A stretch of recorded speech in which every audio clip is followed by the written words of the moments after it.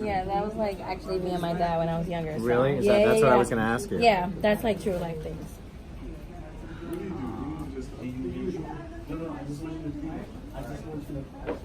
Oh my God, that's so good. That's so great. Thank you. That's so great. What'd your dad say when you met? Oh my God, he was like speechless. I bet. He was like, oh my God, I don't know what to say. I went to Lehman College here in the Bronx. I studied English literature, and that's what I have my bachelor's in. I'm actually in grad school and going for my teacher certification, so I'll be done in the fall, hopefully. Get out of college. Her question is, on a scale from 1 to 10, how stressful is it for you to think about making it out of college? Yeah, I wouldn't give it a number either. It's just something that you know you have to do. So once you apply yourself, it's just like, okay, I have to do this. And then before you know it, you're in your last semester and it's like, oh, I did it.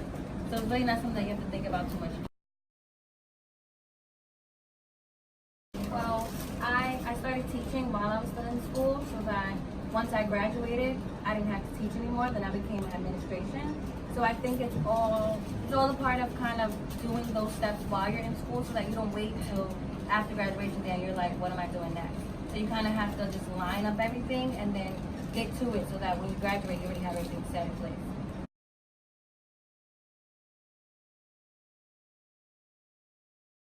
Homework, this is due. Professors are not going to be on your back. You don't do it, that's an F at the end of the semester. So I feel like your senior year is really the year that you buckle down and you make up in your mind, like, okay, I need to be a doctor, so these are the steps I need to take to achieve that.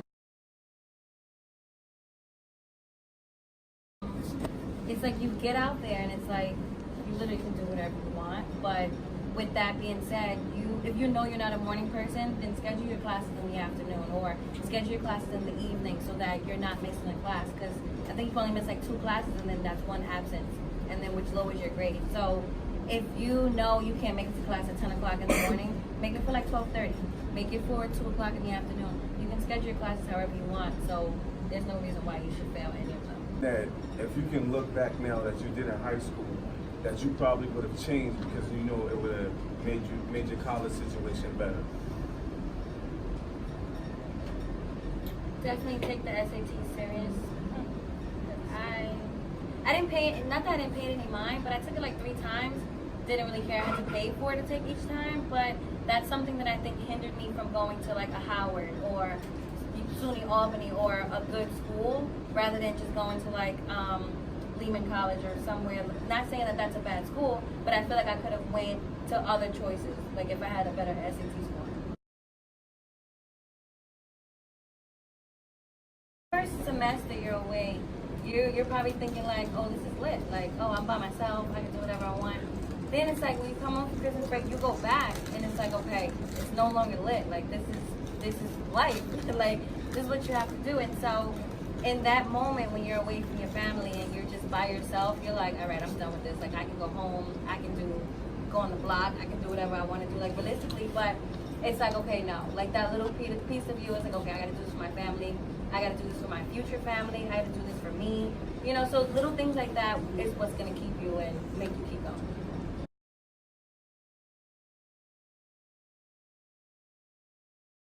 Like I said, starting from your senior year, that's when you have in your mind, like, okay, I need to prioritize. And so then you find time to go to work, you find time to do your personal thing, you find time to do your schoolwork.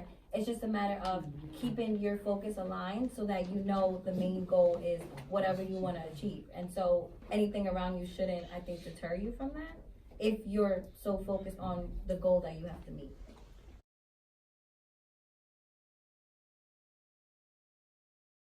Is that now that I'm telling you guys to do the right thing, whereas before I thought I was gonna go make money, get 2 jobs while being a bio major, and that is not, I lost my mind. That was not easy.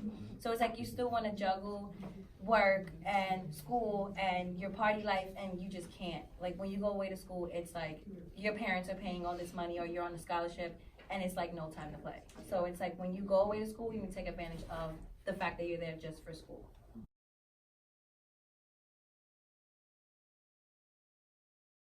From Texas, whose only option was this school in New York that has nobody around them, and it's like, okay, it helps you to understand like I don't know, it helps you to mature, and it just helps you to humble yourself and like, okay, my parents put me through college where so-and-so's parent couldn't afford to do that, so let me just get myself together and just do what I'm here for. Finishing school? Finishing school and deciding to write 2 books. Well, I actually dropped my first book while I was still in school and working full time. And like I said, you have to apply yourself. I didn't know I wanted to write a book. It's just something that happened being in the childcare field.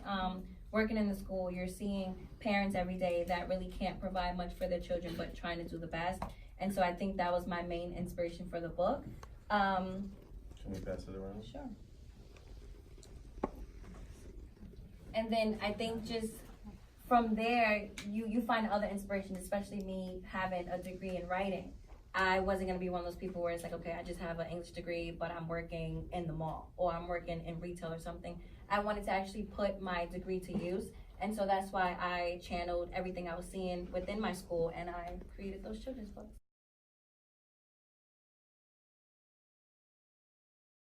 I can do this for other people, but publishing is hard as well. That's another part of the research that you have to get into. You have to get into how much you're going to sell the book for. How do you even get it on certain platforms like Amazon and Barnes & Noble? So you have to research all that stuff.